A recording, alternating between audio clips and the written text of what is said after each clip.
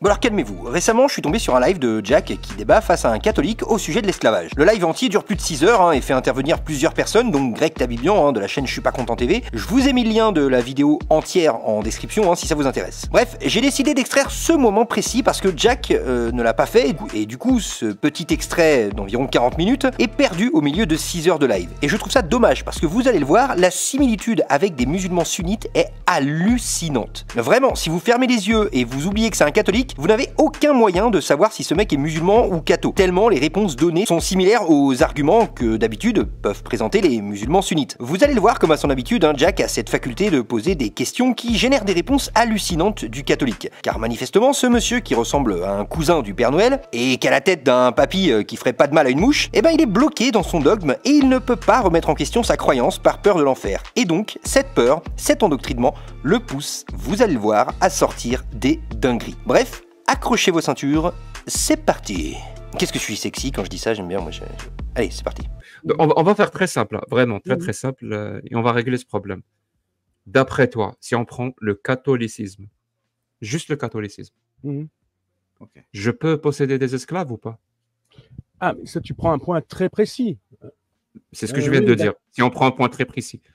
Oui, mais moi, je te parlais... Alors, tu parles des textes et maintenant, tu parles du catholicisme. En parlant des textes. D'angle. En parlant des textes, je peux posséder un esclave ou pas? Alors, il faudrait que tu montres un texte catholique officiel. Je ne montre rien du tout. Je pose la question. Est-ce que je peux ou je ne peux pas?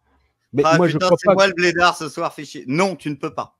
Voilà, je le fais comme ça, tu as quelqu'un qui te... Il n'y a pas de texte catholique officiel qui se sert du texte du Nouveau Testament pour justifier la pratique de l'esclavage. Non, tu as vu, c'est pour ça que je t'ai parlé du catholicisme. Bah, par exemple, dans le patrimoine catholique, tu n'as pas un texte... Tu sais quoi, on va faire simple. Dans le catholicisme... Ah, ok. Dans le catholicisme... Bien sûr, je précise. C'est pour ça que j'ai précisé plusieurs fois. Dans le catholicisme... Est-ce que dans le catholicisme, Dieu nous a donné les 10 commandements ou pas? Oui. Très bien. Où est-ce qu'ils sont écrits, les 10 commandements? Dans le credo, dans le catéchisme même, ils sont... Enfin, dans l'Ancien Testament, bien sûr. Il fait partie. Dans l'Ancien Testament. Oui, bien sûr. C'est-à-dire Dieu, dans le catholicisme, Dieu nous a donné les 10 commandements qui sont inscrits dans l'Ancien Testament. Oui. Très bien. On va continuer comme ça. Quand Dieu parle, parce que visiblement, dans le catholicisme, Dieu parle dans l'Ancien Testament.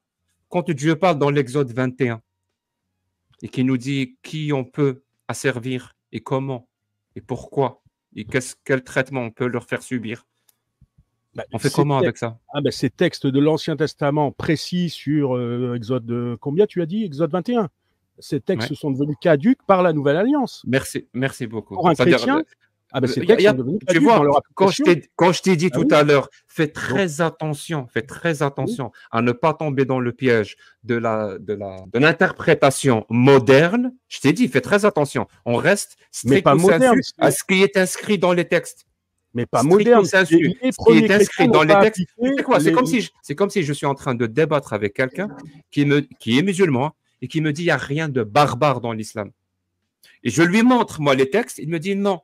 Ça, il faut le comprendre comme ça, il faut le comprendre comme ça, il faut le comprendre comme ça. Il fait quoi?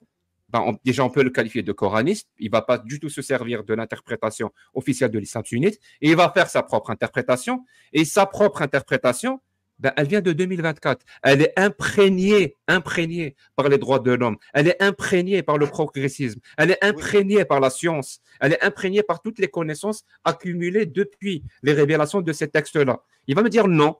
Dans le Coran, il n'y a pas l'esclavage. Les femmes sont l'égale de l'homme. L'homme n'a pas le droit de frapper sa femme. Tu crois vraiment que je vais faire confiance? Écoute bien, tu crois vraiment que je vais faire confiance à son avis pour dire que le Coran, qui date de 1400 ans, est moins barbare que les textes de droits de l'homme de 1948? Je ne vais pas lui faire confiance parce qu'il fait littéralement l'erreur que je voulais éviter. Les textes. La chose est ce qu'elle est et les mots ont un sens. C'est-à-dire, moi, tu me dis, Dieu parle dans le catholicisme, dans l'Exode 21, il te parle d'esclavage. Je suis désolé. Si ton interprétation te fait faire du cherry picking, non, c'est l'histoire qui dit ça, c'est pas moi, c'est l'histoire. Je ne la prends pas en compte. Tu n'as aucun texte. Tu n'as aucun texte des premiers chrétiens qui légifèrent l'esclavage. Par contre, tu as des textes que tu cites souvent aux musulmans, tu as des textes bien islamiques dès le départ qui font partie du corpus leur de la Dieu Sunna, leur parle d'esclavage, qui mais j'ai pas de légifèrent texte. l'esclavage, qui donnent des règles venant de la bouche du prophète. Mais dans le corpus textuel des chrétiens, tu n'as pas cette trace écrite de législation de l'esclavage. Alors, je suis d'accord, tu as l'héritage de l'Ancien Testament où il y avait des lois particulières dans le... Qui parle dans le catholicisme? Qui parle dans l'Ancien Testament? C'est qui? Et oui, mais ça a parlé pendant un contexte antérieur qui n'est plus à l'arrivée de... Il n'y a pas de souci, il n'y a pas de souci. Dis-moi juste. Il y a un nouveau contexte à l'arrivée de Jésus-Christ. Il n'y a aucun souci. Mais c'est qui parle? Selon les chrétiens, à l'arrivée de Jésus-Christ, tout change. C'est qui parle dans l'Ancien Testament? Mais Dieu, oui, bien sûr. C'est Dieu. Oui. Très bien. Dis-moi, s'il te plaît. Est-ce que Dieu est omnipotent et omniscient? Tu vois, tu pars dans une discussion. Tu veux partir. Je vais partir dans une discussion logique. Non, mais fais du raisonnement alors que je te parlais. Est-ce que Dieu est omniscient et omnipotent? Oui, mais. Il l'est. C'est-à-dire il a toutes les connaissances. Oui. On ne peut pas acquérir nous-mêmes une connaissance que ce Dieu-là n'a pas. On est d'accord? Ce n'est pas possible. Alors dis-moi, est-ce que tu sais ce que c'est que l'anachronisme? Oui. Et tu sais ce que c'est qu'un changement d'alliance? Est-ce que tu as compris ce que c'est qu'un changement d'alliance? Si tu veux, après on va discuter de changement d'alliance. Est-ce que tu sais que l'anachronisme? D'alliance avec Dieu. L'anachronisme, tu sais ce que c'est? Quand on change une alliance, on change les règles de l'alliance. Change d'alliance si tu veux, reste dans la même alliance, fais des nouvelles alliances. Est-ce que tu sais ce que c'est que l'anachronisme? Changement complet d'alliance. Est-ce que tu sais ce que c'est que l'anachronisme? Oui. C'est quoi? C'est raisonner de façon moderne dans un contexte ancien, par exemple. Voilà, projeter une idée moderne sur une situation ancienne où personne n'avait cette idée moderne à l'époque, par exemple. C'est un peu ça l'anachronisme. Non, c'est pas ça. En fait, c'est un jugement. Oui, c'est un jugement que tu portes sur une parole qui a été prononcée dans le passé et tu vas juger cette parole-là avec tes connaissances actuelles. Une parole qui a été prononcée dans une temporalité où cette connaissance-là dont tu disposes aujourd'hui et ne l'avait pas. Et tu vas dire, mais cette parole, elle est débile. Et effectivement, avec tes connaissances actuelles, cette parole devient obsolète parce qu'elle a été prononcée avec un contexte de connaissance qui, en ce moment-là, c'était la parole par rapport à la connaissance dont on dispose.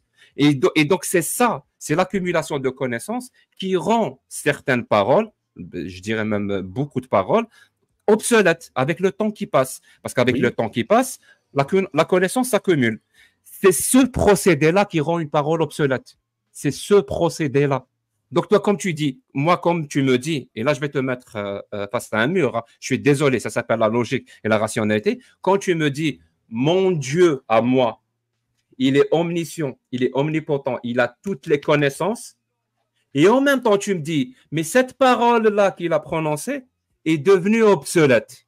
Alors que ce qui rend obsolète une parole... Oui. Il a le droit de changer. Je répète, tu ne peux pas me couper, je t'ai coupé ton micro, tu ne peux pas me couper l'argument le plus important en plein milieu. Je suis obligé de répéter, je suis désolé. Je répète, tu ne peux pas me dire en même temps, mon Dieu à moi dispose de toutes les connaissances. Il n'y a pas une connaissance qu'on peut acquérir qu'il n'a pas. Ce n'est pas possible, c'est une parole divine. Dieu, il sait tout. Et en même temps me dire, cette parole que ce Dieu-là a prononcée est devenue obsolète. Alors que le mécanisme... laissez-moi finir mon argument. Alors que le mécanisme qui rend une parole obsolète est justement l'accumulation de connaissances. Choisis ton Dieu, il est omniscient, omnipotent, quand sa parole est valable en tout temps et en tout lieu, parce que justement, il sait tout. Ou alors non, ton Dieu, c'est un être humain qui parle dans le passé. Quand nous, on va acquérir une nouvelle information, cette parole va devenir obsolète comme tous les êtres humains qui parlent dans le passé. Choisis. Tu peux pas avoir les deux vrais en même temps. Ce n'est pas possible. Mais ça, c'est juste un raisonnement sur Dieu. Mais moi, je te parlais des textes. L'absence de textes légiférants, l'esclavage, parmi le démarrage des premiers textes chrétiens, il n'y a aucun équivalent par rapport à ceux qui existent en islam. C'est pour ça que si tu veux comparer les barbaries... Je viens de te lire l'Exode 21, mais qu'est-ce que tu veux que je te dise?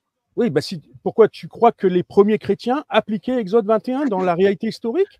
Ton Dieu a prononcé l'Exode 21. Oui. Ça ne te pose aucun problème. Ton Dieu a prononcé l'Exode 21. Eh bien, il n'a pas prononcé que Exode 21. Après, il a prononcé quoi? les nouvelles paroles données par Jésus-Christ. Ton Dieu a prononcé l'Exode 21. Ça change. Tu peux te focaliser un peu sur ça ou pas? Ton Dieu a prononcé l'Exode 21. Oui, bah, c'était l'Ancienne Alliance. Dans l'Ancienne Alliance, oui. Pas dans la donc, cette parole est obsolète de ton Dieu. Dieu a changé d'alliance. Bah, c'est Dieu qui a changé. Donc cette parole est obsolète. Bah, elle reste valable dans la bouche de Dieu pour l'alliance qu'il avait voulu avec Israël, mais il n'y a plus. Il a changé son alliance. Donc cette parole est obsolète maintenant. Bah, elle n'est pas applicable aux chrétiens, puisque les chrétiens sont dans la nouvelle alliance. Donc elle n'est plus valable. Si elle n'est pas applicable, elle n'est plus valable. Elle est obsolète. Elle est caduque. Dirait, moi, je veux me raccrocher à l'ancienne alliance. Ils vont prendre les textes, ils vont dire, puisque je suis dans l'ancienne alliance, j'applique ces textes-là, puisqu'ils sont dans le cadre de l'ancienne alliance. Mais tous les chrétiens sont dans la nouvelle alliance. Donc c'est pour ça que nous ne sommes pas concernés par l'application de ces textes, qui étaient des législations vraiment sociétales du peuple d'Israël dans son démarrage, dans son aventure avec Dieu, après la révélation donnée par Moïse. Donc, tu peux pas l'appliquer aux chrétiens. Tu peux pas projeter ça sur les chrétiens, en tout cas. Voilà. Mais justement, en fait, si historiquement, on se rend compte qu'on a dû attendre des années, donc le 19e siècle, pour qu'il y ait l'Église qui réellement se positionne sur l'abolition de l'esclavage, ça veut dire que pendant 1800 ans, grâce aux droits de l'homme, ça veut dire que, par exemple, tu vois, dans l'Empire romain, donc au 4e siècle, les chrétiens qui étaient tolérés dans l'Empire romain n'ont pas interdit l'esclavage. Tu regardes après au 7e et au 6e siècle, au 7e siècle, d'accord, les conciles nationaux légifèrent pour s'opposer au droit de vie ou de mort des maîtres sur leurs esclaves qui subsistait dans le droit germanique. L'Église accorde un droit d'asile à l'esclave en fuite qui n'est rendu à son maître que sur promesse de ne pas le tuer. Il ne s'attaque pas à l'institution ni au droit de propriété. En revanche, l'Église possède d'ailleurs ses propres esclaves. Là, on est dans le concile mérovingien et wisigoth. On va jusqu'en 800 où il y a un pape qui commence à demander au prince de Sardaigne d'affranchir des esclaves vendus par les Grecs. Donc, uniquement les esclaves vendus par les Grecs. Donc, il y a... Je suis sûr pour des questions commerciales. En plus de ça, et plus on avance, plus on se rend compte que il y a rien qui est fait jusqu'en 1800. Effectivement, où il y a comme une prise de position par juste après, regarde dans son Compendium Institutionum Civilium, le cardinal Gerdil émet l'avis que l'esclavage est compatible avec le droit naturel et ne rompt pas l'égalité entre les hommes, l'esclave restant titulaire de droits comme celui de ne pas être traité cruellement par son esclave. Et on attend plus tard pour lire qu'effectivement, il y a un pape qui a commencé à émettre l'avis qu'il faudrait abolir l'esclavage. Et on continue jusqu'en 1800. Où là, réellement, l'Église a commencé à se positionner plus ou moins. 1889, exactement. Donc, ça veut dire que pendant 1800 ans, 1900, voilà, on peut arrondir, tous les chrétiens se sont trompés. Non, ça veut dire que là Cassius, tu as raison de rappeler la réalité historique, d'accord ? Elle est cruelle sur ce qui s'est passé pendant des siècles vis-à-vis de ceux qui ont subi de l'esclavage malgré la présence de la foi chrétienne. Ça, je suis d'accord. Il y a un problème historique d'ailleurs d'incohérence avec la foi chrétienne. C'est pas ce qu'elle vient de dire. Qu'on dit. Mais ça, c'est de la réalité historique. Elle a été imposée par des décisions politiques sociales. Mais là où je ne comprends plus votre méthodologie, c'est que d'habitude, vous reliez tout le temps à des textes. Et là, vous n'allez pas me dire que les décisions prises pour abolir ou pas l'esclavage, montrez-moi les textes où on s'est servi du Nouveau Testament pour justifier la continuité de l'esclavage, quoi. Voilà, pour défendre l'esclavage. Est-ce que l'Église catholique s'est servie du Nouveau Testament ? Donc on est d'accord, on jette à la poubelle l'Ancien Testament, c'est bon. Est-ce que l'Église catholique a pondu des textes on jette à la poubelle l'Ancien Testament, on est d'accord. Jacques, je vais reprendre ce que tu dis, parce que tu me dis, à la poubelle l'Ancien Testament. Est-ce que l'Église catholique a repris dans ses textes officiels, donc du magistère. Ça va venir après. Après, on va te sortir des textes du Nouveau Testament. Mais avant, il faut d'abord savoir, est-ce que tu jettes à la poubelle l'Ancien Testament? C'est pas moi, c'est ce que a fait l'Église. C'est-à-dire, est-ce que l'Église a donc, on jette à la poubelle les 10 commandements. Est-ce que l'Église s'est servi des textes de l'Ancien Testament à la poubelle les 10 commandements. La continuité de l'esclavage après donc, l'Église a jeté à la poubelle les 10 commandements.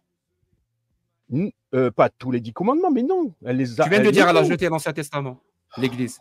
Bah, tu mélanges 10 commandements et la prescription spécifique sur l'esclavage en Exode 21, c'est pas la même chose. Mon pote, si on jette l'Ancien Testament, c'est qu'on jette l'Ancien Testament avec tout ce qu'il contient. Entre autres, les 10 commandements. On ne peut pas faire son marché. On peut pas faire son marché comme ça nous plaît. C'est un sophisme pour le coup. Tu te rends pas compte du sophisme que tu fais? Qui étaient liés à Israël, il ne faut pas prendre ces textes-là. Il faut pas prendre ces textes-là parce qu'ils ne sont pas importants dans notre doctrine et dans notre dogme. Non. Ah bon, ok. Donc les 10 commandements ne sont pas importants parce qu'ils font partie de ces textes-là. Ah non, eux, ils sont importants, on les prend. Tu ne peux pas faire la méthode que tu as fait avec l'islam, avec. Ah, c'est la preuve que si. Tu ne pourras pas faire la même méthode parce qu'il n'y aura aucun texte de l'Église chrétienne, donc d'abord catholique, après il y a les orthodoxes, il y a les protestants. Tu sais quoi? C'est quoi ta méthodologie? C'est quoi ta méthodologie? C'est quoi ta méthodologie pour savoir, sérieusement, parce que là, on va rentrer dans la croyance et on va voir si je peux faire exactement la même chose que je fais avec les musulmans sunnites et avec toi. Je ne comprenais pas par rapport à l'islam. À l'islam, c'est quoi ta méthodologie? Écoute bien. Quand Dieu parle dans l'Exode 21, c'est quoi ta méthodologie pour savoir et pour discriminer entre deux choix possibles? Un Dieu qui parle et un être humain qui parle. Laisse-moi finir ma question. Comment tu as fait pour choisir, quand tu as lu l'Exode 21, pour choisir que c'est un Dieu qui parle et non pas un être humain? C'est-à-dire, c'est quoi le raisonnement qui t'a amené à la conclusion que l'Exode 21, c'est le Dieu qui l'a prononcé et ce n'est pas un être humain? Écoute bien, si tu n'aboutis pas, et je promets, je vais faire une prophétie. Quelque part, je suis moi-même un prophète. Je vais faire la prophétie que toi aussi, comme les musulmans sunnites, vous faites la règle de ce qu'on appelle en arabe un naqlu qabla al-aql, c'est-à-dire les écrits avant la raison. C'est-à-dire, si tu arrives à la conclusion que l'Exode 21 c'est la parole divine, tu n'arrives pas à cette conclusion avec un raisonnement, mais tu arrives à cette conclusion parce que c'est écrit. Ça fait partie du dogme. Que les 10 commandements, c'est Dieu qui les a prononcés. L'Exode 21, c'est Dieu qui les a prononcés. On t'a dit, c'est ça le dogme. On t'a dit, tu dois croire ça. Tu n'as absolument pas raisonné. Et si je me trompe, je te donne l'occasion, là, devant tout le monde, de démontrer à quel point je suis un menteur et que tu disposes littéralement d'un raisonnement rationnel et logique qui t'a amené à conclure de manière rationnelle et logique que l'Exode 21 est une parole divine et non pas un verbatim humain. Je t'écoute. Je te laisse 5 minutes pour développer ton raisonnement. Moi, personnellement, j'admets dans ma foi que Exode 21 a été prononcé par Dieu. Ça peut te choquer, je l'admets. Donc, à un moment donné, Dieu a pu dire ça à Moïse pour le faire appliquer dans le cadre du peuple d'Israël, mais il s'est passé beaucoup de choses après. Et maintenant, c'est totalement obsolète. Bon, il n'a pas dit que des choses sur l'esclavage, il a dit des choses sur le temple de Jérusalem. Et pourquoi il n'y a plus d'adoration ni par les Juifs ni par les chrétiens dans le temple de Jérusalem, spécialement? Déjà, il n'y a plus de temple. Donc, tu pourrais me dire la même chose. Tu pourrais dire, Dieu, il a dit qu'il fallait un temple qui serait éternel et pourtant, il n'y a plus de temple. Donc, tout le monde est à côté de la plaque. Non, nous nous adaptons aux situations parce que Dieu a posé une première alliance, une deuxième. Il a laissé le peuple évoluer en passage de la première alliance à la deuxième. Nous, les chrétiens, on s'est raccrochés à la deuxième alliance. Et donc, là, tu me rappelles des choses qui ne sont pas applicables. C'est tout. Oui, ben... Dans ce cas-là, moi, mon combat, si j'ai appliqué tous tes raisonnements, tous les chrétiens devraient se battre pour refaire des croisades, reprendre Jérusalem, reconstruire un temple, refaire de l'adoration dans le temple, tout reconstruire comme l'Éternel l'avait révélé, et puis on repartirait tous, même les chrétiens, les juifs et les chrétiens, on se réunirait dans le temple de Jérusalem. Si à t'écouter, il faudrait refaire ça. Et qu'est-ce que tu dirais alors? Non. On sait que les choses ont changé. La nouvelle alliance, c'est plus qu'a vécu Israël dans la première alliance. Si tu ne comprends pas ce principe-là, tu ne peux pas comprendre justement ce qui est particulier aux chrétiens. Voilà. Et justement, l'islam a voulu revenir en arrière et finalement contourner tout l'apport de la foi chrétienne en revenant vers le judaïsme. Donc c'est pour ça, tu as l'habitude de travailler avec les raisonnements de l'islam, donc tu retournes forcément dans les raisonnements plus... de la première alliance. Mais pour les chrétiens, c'est une autre aventure. Voilà. Je sais que ça ne va pas te convaincre, mais en tout cas, je te dis que les chrétiens ne sont pas dans ton raisonnement du tout. J'attends toujours la méthodologie que tu as utilisée, le raisonnement rationnel et logique que tu as utilisé pour aboutir à la conclusion que l'Exode 21 était prononcé par Dieu. Ne me dis pas c'est Dieu, c'est Dieu, c'est Dieu, c'est Dieu. Dis-moi comment tu es arrivé à cette conclusion. Je te redonne 3 minutes. Je le crois parce que je vois que le texte dit que c'est Dieu qui l'a inspiré à Moïse, oui. Merci. Donc les écrits avant la raison. On est d'accord? Pardon? Les écrits avant la raison. La raison, elle écoute le témoignage. Le texte, c'est du témoignage de Dieu. Dieu a. Donc les écrits avant la raison. Si c'est écrit, c'est que c'est vrai. Raconté. Nous, si c'est écrit, c'est Dieu qui l'a dit, donc c'est Dieu qui l'a dit. Mais ça me dérange pas que Dieu a dit ça. Oui, c'est. Alors, ça me dérangerait si c'était applicable en ce moment. Je dirais vraiment, je comprends pas pourquoi Dieu veut appliquer ça. Si je t'avais posé la question, si ça te dérange ou pas, tu viens d'avouer que tu es arrivé à la conclusion que l'Exode 21 est la parole divine parce que c'est écrit que c'est la parole divine et non pas par un raisonnement rationnel et logique. Ça fonctionne comme un témoignage. Ça fonctionne comme un témoignage. Quand dans l'Évangile, on dit que Jésus a dit quelque chose, moi, quand je lis l'Évangile, je crois que ce que l'Évangile raconte, c'est Jésus qui l'a dit. C'est ça mon application des textes. C'est comme on écoute un témoin. Est-ce que le prophète Mahomet croire à ce que tu racontes. Voilà. Donc c'est ça, le texte. Est-ce que la Bible est un témoignage de Dieu parmi les hommes. Il n'y a pas de souci. Est-ce que le prophète Mahomet... La Bible n'est pas le Coran, attention. Est-ce que le prophète Mahomet s'est envolé sur le dos d'un âne pour aller dans l'espace? Est-ce que tu le crois? J'en sais rien, je ne suis pas musulman, c'est à eux de répondre. Moi, je ne réponds pas sur l'islam. Est-ce que tu y crois ou tu y crois pas à ça, à cette histoire? Qu'un bédouin du 7e siècle était le premier cosmonaute, ou spationaute, ou taïkonaute, ou ce que tu veux? Ah, mais moi, j'ai une approche de l'islam à sa racine. Est-ce que tu le crois? Mais moi, je ne crois pas à l'islam globalement. Donc tu ne crois pas qu'un bédouin du 7e siècle est allé dans l'espace sur le dos d'un âne? Je ne crois pas à tout ce que raconte l'islam. Clairement. Je répète ma question. Est-ce que tu crois à l'histoire d'un bédouin du 7e siècle qui est allé dans l'espace sur le dos d'un âne pour rencontrer Dieu? Non, je n'y crois pas. Merci. Mais pourtant, c'est écrit. Il y a des témoignages de ça. Eh ben oui, mais justement. Donc, c'est écrit. Donc, il y a des témoignages. Oui, voilà. Donc, c'est vrai. Donc, c'est vrai. C'est le même principe. Le musulman. Donc, c'est vrai. Non, c'est écrit et il y a des témoignages. De donner foi à ce témoignage. Donc non, j'applique la même méthodologie que toi. Si c'est écrit et qu'il y a des témoignages, donc c'est vrai. Parce que l'islam essaye d'imiter, parce qu'il y a une profonde imitation de l'islam sur les fois antécédentes. D'accord? Donc forcément, ils ont produit des textes en demandant aux fidèles de croire les textes, comme effectivement la fois précédente, les chrétiens avaient les écritures des juifs et ils ont des écritures chrétiennes et ont demandé aux chrétiens de croire les textes. Mais c'est cohérent pour une religion de dire les textes sont le témoignage de Dieu pour les fidèles de ma religion, donc je me nourris de ces textes-là. Mais bon, où est le problème? Ça, c'est plutôt cohérent par rapport à une religion. Maintenant, après, à chacun de se positionner. Moi, je dis que l'islam est faux dès le départ. Et c'est pour ça que je ne crois rien à tout ce que peut raconter l'islam par la suite, parce que je ne crois pas du tout le démarrage de l'islam. Voilà, j'évacue l'islam exact comme ça, très simplement dès sa source, dès son démarrage. Voilà. Après, la relation des musulmans avec leurs textes, c'est à eux de répondre. Mais tu peux pas appliquer non, pour moi, tu peux pas appliquer les mêmes méthodes, notamment sur l'esclavage. Cassius a raison. Historiquement, l'esclavage n'a pas disparu si rapidement, voire même s'est développé lors du colonialisme, malgré la foi chrétienne. Mais, donc ça c'est un fait historique, dû à des politiques, à des décisions sociales, ça je vous l'accorde. Mais vous ne trouverez pas de texte similaire au texte sunnite qui donnerait une justification vraiment de texte inspiré, qui dirait nous devons pratiquer l'esclavage parce que le prophète ou Jésus aurait recommandé d'eux ou Dieu aurait dit d'eux. Non. Et personne n'a réutilisé Exode 21 pour justifier l'esclavage pendant toute cette période. À moins que tu me trouves un texte de l'Église catholique qui reprend Exode 21 et qui dit bah oui, on peut continuer à avoir l'esclavage grâce à Exode 21.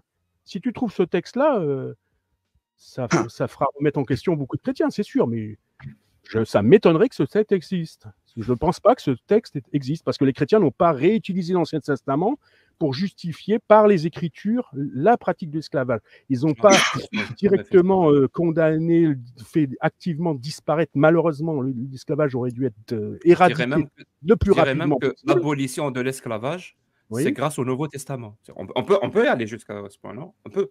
Dans ces principes, pourquoi pas? Non, mais on peut. C'est le Nouveau Testament qui nous a amené les droits de l'homme. On peut y aller ou pas? L'égalité entre tous les citoyens, la liberté de culte, de conscience, Non, mais que après, tous les c'est hommes un peu naissent vaste. libres et égaux, ont droit, quel Mais que soit leur. dans le Oui, principe de l'esclavage, Jésus Ah oui, est le le libérateur Nouveau suprême. Testament. Voilà. On Donc, peut y aller. donc c'est pour ça que c'est bizarre pour un chrétien de s'entendre. Si on lui dit que le Nouveau Testament pourrait être une écriture justifiant vraiment des pratiques d'esclavage, c'est vraiment complètement incohérent par rapport au statut même de Jésus-Christ, qui est le libérateur définitif. Bien sûr. Que les chrétiens aient pratiqué l'esclavage, que l'Église n'est pas activement Que Dieu ait parlé de l'esclavage, ça, c'est pas important. Oui, que Dieu ait légiféré, que Dieu, par sa parole, a légiféré, a codifié cette pratique, c'est pas important. Voilà. Il faut pas se concentrer sur ça. Il faut pas se concentrer sur ça. Si, tout est important, Jacques. C'est dramatique. Ah non, c'est pas important. Éradiqué. Bien sûr que c'est pas important. C'est pas important. Dieu qui codifie et qui légifère la pratique de l'esclavage, c'est pas important. Dieu, dans son omniscience et dans son omnipotence, qui légifère et qui codifie la pratique de l'esclavage, c'est pas important. Je suis d'accord avec toi. Bah, ça n'a pas duré longtemps, sur l'initiation de l'esclavage. En même temps, quand Dieu parle, ça dure pas longtemps. Je suis d'accord avec toi. Parce que Dieu peut dire des personne paroles l'écoute. Le pauvre, personne ne l'écoute. Merci, Philippe. Tu crois pas que, comment dire, qu'il y a des choses à dire des fois dans un contexte spécial, mais qui ne vont pas durer puisqu'il y aura autre chose après. Et il y a eu vraiment autre chose après, c'est ça que je veux te dire. Et les hommes ont remis des choses mauvaises. Dieu l'Éternel mal aimé. Pardon, J'ai dit Dieu l'Éternel mal aimé. Mais il y a vraiment une question que je me pose. Comment expliquer te force à croire que Dieu voulait qu'il y ait tout le temps de l'esclavage parce qu'il a dit... Donc, non, moi je suis athée. Moi je suis athée. Non, moi je suis athée. Il aurait fallu tout le temps, selon Dieu, Père Noël et Spider-Man, c'est le même combat pour moi. Mais comment expliquer que tous les papes jusqu'en 1888, sachant que celui juste avant c'était Pie IX, en 1866, il déclare « L'esclavage en lui-même n'est dans sa nature essentielle pas du tout contraire au droit. N'est dans sa nature essentielle pas du tout contraire au droit naturel et divin, et il peut y avoir plusieurs raisons justes d'esclavage. » Oui, et il utilise des versets bibliques pour justifier ça? Mais en fait, justement, Georges Autain, la parole divine, il utilise la parole divine. Non, mais pour dire ça, tous les papes... Non, mais Georges Autain, le pape qui dit ça, est-ce qu'il est en train d'utiliser Exode 21?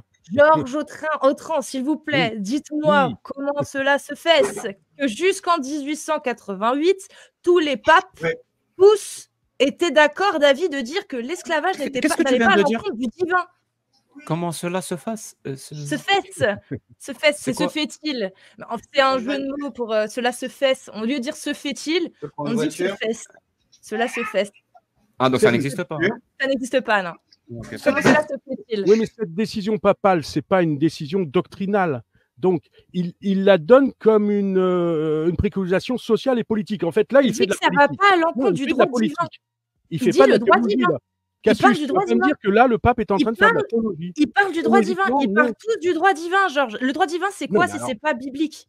Donc, il faut trouver les textes théologiques qui justifient l'esclavage par la Nouvelle Alliance, enfin, dans le cas de la Nouvelle Alliance, par la poursuite de ce que Dieu avait dit dans Exode 21. Il n'y a pas de problème, vous pouvez l'affirmer, mais c'est à vous de vous le prouver maintenant, ça. D'accord, moi je n'affirme rien, je pose la question à Georges, comment cela se fait-il que tous les papes jusqu'en 1888 ont tous dit que c'était compatible? Et ils l'ont dit de façon politique. Tous pendant 2000 ans, 1900 ans. Non, mais il n'y a pas de fondement théologique à ça, il n'y a aucun fondement théologique. Il n'y a pas de souci, tu sais, tu peux trouver. Non, mais il n'y a aucun souci. Tu peux trouver toutes les explications que tu veux. Il n'y a aucun souci. D'ailleurs, ça porte un nom, ça s'appelle le biais de confirmation. Tu pars d'un principe comme quoi c'est ça la vérité. Donc, Dieu existe, c'est Jésus, l'Ancien Testament, le Nouveau Testament. Tu pars de ce principe-là. Et tu veux arriver à la conclusion qui est le prémisse déjà. Et en cours de chemin, oui, tout ce qu'on va te donner comme problématique, comme questionnement, tu vas trouver des explications ad hoc. Il n'y a aucun souci. Tu vas y arriver. Mais je te dis, si tu appliques cette méthode sur n'importe quelle affirmation qui au départ était fausse, elle va devenir vraie. Si tu as la possibilité d'inventer des explications ad hoc à n'importe quelle problématique, à n'importe quelle entrave, à n'importe quelle contradiction, tu peux y aller. Le problème, c'est que quand tu vas multiplier ces explications ad hoc, comme tu l'as fait depuis tout à l'heure, ben, ton récit va se contredire lui-même à l'intérieur de manière rationnelle et logique. Et je pense l'avoir démontré. Et je peux même te dire que tu as violé le principe d'identité, c'est-à-dire la chose n'est pas ce qu'elle est, les mots n'ont plus un sens, et tu as violé le principe de non-contradiction. Tu acceptes quelque chose et son contraire comme étant vrai en même temps. C'est-à-dire, au bout d'un moment, si tu te permets de violer des principes aussi fondamentaux dans la logique et la rationalité, comme le principe de non-contradiction et le principe d'identité, et en même temps, tu te permets d'invoquer toutes les hypothèses ad hoc que tu veux, tu ne peux pas avoir tort dans ta réalité à toi. Mais le problème, c'est que ta réalité à toi ne correspond absolument pas à la réalité, à notre réalité, où toi-même, tu es dans notre réalité. Parce que ce qui est bien avec la réalité, c'est qu'elle est ce qu'elle est. Elle s'en fout de la croyance des gens. Voilà. Elle s'en fout. La réalité est ce qu'elle est. Et la réalité, elle est intraitable avec les affirmations fictionnelles ou légendaires ou mythologiques. Elle est intraitable. La réalité, elle te dit, voilà, c'est ça ton affirmation. Elle est logique. Elle est rationnelle. Elle est étayée scientifiquement parlant. Elle ne l'est pas. C'est un récit mythologique. Point. Maintenant, tu peux faire tous les efforts que tu veux. Je ne sais pas pourquoi. Mais tu sembles vraiment très, très, très motivé à faire tous les efforts possibles pour que ta réalité soit la réalité, mais tu n'y arrives pas. Je te le dis, il y a plein de gens qui nous écoutent. On va faire confiance à leur intelligence. Et on va voir si ton récit tient la route ou pas. Moi, je pense qu'il ne tient absolument pas la route. Et je ne vois, je te le dis, tu me parlais de dangerosité de l'islam et le christianisme est moins dangereux ou je ne sais pas quoi. En termes de rationalité, de logique, c'est la même dangerosité, la même aberration, la même absurdité que je constate là dans ton récit, ou dans ton discours, ou dans ta rhétorique, que je constate avec les musulmans sunnites. C'est la même. Justement, pour l'islam sunnite, vous avez à disposition des textes qui peuvent montrer clairement, comme vous appelez ça des preuves, vous mettez sous les yeux des personnes des textes explicites disant qu'il y a une parole qui est sortie du prophète et qui dit, bah oui, l'esclavage, tiens, exactement comme j'ai fait avec ton Dieu. Voilà. Non, tu n'arriveras pas à le faire avec les textes de l'Église chrétienne. Est-ce que ton Dieu a légiféré et codifié la pratique de l'esclavage? Quel est le témoignage théologique des textes officiels de l'Église et non pas des décisions politiques ou des considérations sociales? C'est ce que tu veux. La question, elle est simple. Est-ce que ton Dieu, avec sa parole... Dans ce cas, tu dis adopte la méthodologie que tu veux. Donne-moi juste le résultat. Donne-moi juste le résultat. Ton Dieu, il a légiféré la pratique de l'esclavage ou pas? Pardon? Ton Dieu auquel tu crois, il a légiféré, codifié par sa parole la pratique de l'esclavage ou pas? Temporairement, dans des cas très précis. Donc, il l'a fait, il a légiféré. Il l'a fait dans un cas très précis, temporaire. Voilà. Donc, il y a des cas bien précis et temporaires où l'esclavage, d'après ton Dieu, est acceptable. Oui. Ça a pu se faire, oui. Mais est-ce que c'est acceptable? C'est ça la question que je te pose. Ben, dans les conditions où Dieu l'a dit. Dans les conditions. Pas... Oui, mais oui. Pardon? Dans ces conditions-là, c'est acceptable ou pas? Cet esclavage n'était pas inhumain puisqu'il n'a rien à voir avec l'esclavage. Donc c'était acceptable. Pardon? C'était acceptable. Pour un croyant, oui, si Dieu l'a dit, c'est acceptable. Très bien. Tu sais, moi j'ai une phrase qui dit ceux qui vous font croire des absurdités vont vous faire commettre et accepter des atrocités. Je rajoute accepter, tu vas voir pourquoi. Dis-moi, dans les conditions, on revient, dans les conditions qu'ont Dieu à légiférer et codifier la pratique de l'esclavage, dans ces conditions-là, où c'était acceptable, dans ces conditions-là, est-ce que tu aurais accepté, toi, Georges, d'être mon esclave? C'est acceptable, tu m'as dit c'est acceptable. Tu l'aurais accepté? Après, ça, c'est vraiment de la spéculation. Par exemple, je me retrouve endetté. C'était un peu le cas à l'époque dans Israël. Je me retrouve si tu veux, je ne veux pas, vraiment, je te donne le produit final de ma pensée. Donne-moi le produit final de ta pensée. Maintenant, tu as jugé ma pensée. J'ai déjà jugé ta pensée. Dans ces conditions-là où c'était acceptable, tu aurais accepté. Allez, je suis en Israël. Tu aurais accepté. je joue avec toi au poker. Enfin, je trouve un moyen de perdre de l'argent vis-à-vis de toi. Je te suis débiteur, tu es mon créancier, j'arrive pas à te rembourser. Est-ce que tu aurais accepté d'être mon esclave? Je suis en train de te répondre. Selon la prescription que Moïse a émanée justement dans ce que Dieu avait dit, je te dis, Jack, puisque je ne peux pas te rembourser, je te permets de me mettre en esclavage jusqu'à mon remboursement. Voilà. Donc tu acceptes d'être mon esclave dans les conditions où Dieu l'a rendu légal. Tu aurais accepté d'être mon esclave? Oui, sachant que Dieu permet. Alors, une religion, une idéologie qui pourrait t'amener à dire oui, j'accepte d'être ton esclave pour ne pas la contredire, est une religion et une idéologie à jeter à la poubelle. Je le persiste et je le dis. Et je défie quiconque de démontrer que ma parole n'est pas une parole sage. Une idéologie, une religion qui t'amène, pour ne pas la contredire, à accepter d'être un esclave, littéralement un esclave, est une religion, est une idéologie à mettre à la poubelle. Est-ce que tu as un dernier mot à nous dire, Georges? Parce qu'il y a vraiment beaucoup de personnes qui attendent. C'est toi qui fais de l'anachronisme, je me permets de conclure comme ça, c'est toi qui fais de l'anachronisme inverse. Tu appliques l'esclavage sous Israël dans le cadre d'endettement et tu le rapportes à la connaissance générale dont a parlé Cassius sur l'histoire malheureuse de l'esclavage pendant toutes les sociétés colonialistes et tout ce qu'on a vécu d'horrible dans ces millénaires, j'allais dire, d'esclavage. Toi, tu te transportes à partir du cas spécifique d'Exode 21. Donc, c'est toi qui fais l'analysme général. Moi, je te dis que l'esclavage ne peut pas être justifié théologiquement par les textes officiels des Écritures. En tout cas, en ce qui concerne les chrétiens, le Nouveau Testament ne légifère pas l'esclavage comme ça a pu l'être dans Exode 21. Moi, je conclurai comme ça. Et pour finir, oui, par rapport à l'islam, c'est pas du tout les mêmes méthodes. Donc, je constate que vous n'utilisez pas les textes du Nouveau Testament pour dire des choses sur le christianisme.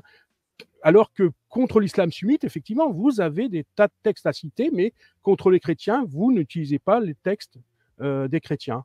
Il faut utiliser les textes des chrétiens du Nouveau Testament et ce qu'ont compris les théologiens chrétiens. Ça, vous le faites pas. Bon, et c'est pour ça que je comprenais pas pourquoi tu te permettais de classer le christianisme en ordre numéro 2 de barbarie par rapport à l'islam. Enfin voilà. Mais je sais pas, tu viens d'accepter de devenir mon esclave. C'est peut-être un indice. J'ai dit, tu viens d'accepter d'être mon esclave. C'est peut-être un indice. Dans l'exercice de pensée, oui. Et alors? J'ai dit, c'est peut-être un indice. C'est tout. Si je sais que je suis libéré dans 7 ans, je peux être ton esclave pendant 7 ans, parce que quand je serai libéré, je te dois plus rien, Jacques. Tout l'argent que j'ai perdu au poker avec toi, je suis libre de me dette 7 ans après. C'est ce que disait la loi. Il y avait un temps où tu serais libéré. C'est pas de l'esclavage des. Non, là, c'est faux ce que tu dis. Et je vais pas revenir, mais c'est faux.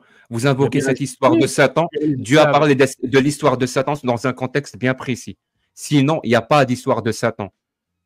Surtout si ton maître te marie et tu as des enfants, donc tes enfants que tu as eus pendant l'esclavage lui appartiennent. Et si tu choisis de rester avec ta femme, tu choisis de rester esclave pendant toute ta vie. Si tu veux être libéré après 7 ans, et dans un cas bien précis, si tu es juif, si tu choisis après 7 ans de ne plus être un esclave, tu es obligé de laisser ta femme et tes enfants chez le maître comme esclave.